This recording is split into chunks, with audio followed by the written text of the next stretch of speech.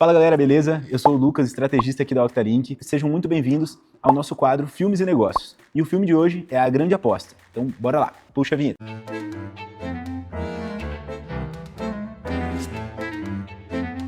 Em 2008, o sistema financeiro americano colapsou. Bancos centenários quebraram do dia para a noite. Milhões de famílias perderam suas casas. O desemprego disparou. Foi a maior crise econômica desde a Grande Depressão de 1929. Enquanto isso tudo acontecia, um grupo pequeno de pessoas estava ficando bilionário. Não porque tinham sorte, não porque roubaram, mas porque anos antes leram os mesmos dados que todo mundo tinha acesso e chegaram a uma conclusão completamente diferente de todo mundo. Isso é o que A Grande Aposta conta. E o que ele ensina vai muito além de finanças. A Grande Aposta é baseado em uma história real. O livro de Michael Lewis, que deu origem ao filme, documenta como algumas pessoas apostaram contra o mercado imobiliário americano e lucraram enquanto o mundo afundava. Os personagens principais são baseados em pessoas reais. Michael Burry, um médico com síndrome de Asperger que se tornou gestor de fundos. Mark Baum, um analista cínico e raivoso que não conseguia acreditar no que estava vendo. Jared Venet, um trader do Deutsche Bank que enxergou as oportunidades e saiu vendendo a ideia para quem quisesse. E Charlie Geller e Jimmy Shipley, dois jovens que operavam de uma garagem e encontraram a aposta da vida. O que todos tinham em comum? Nenhum deles trabalhava nos grandes bancos que estavam no centro do problema, e todos foram ridicularizados quando apresentaram a tese de que o mercado imobiliário americano era uma fraude colossal prestes a implodir. O filme é peculiar na forma como conta essa história. Wall Street adora termos complicados para você pensar que só eles podem fazer o que eles fazem.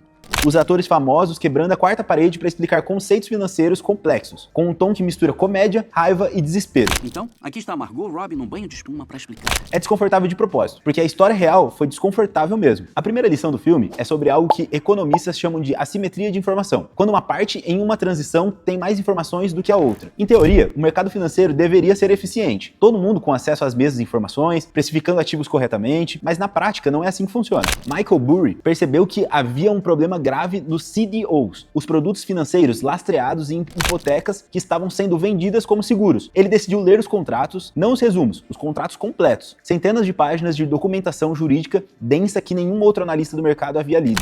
Eles não têm milhares de páginas de hipotecas? Eu li tudo.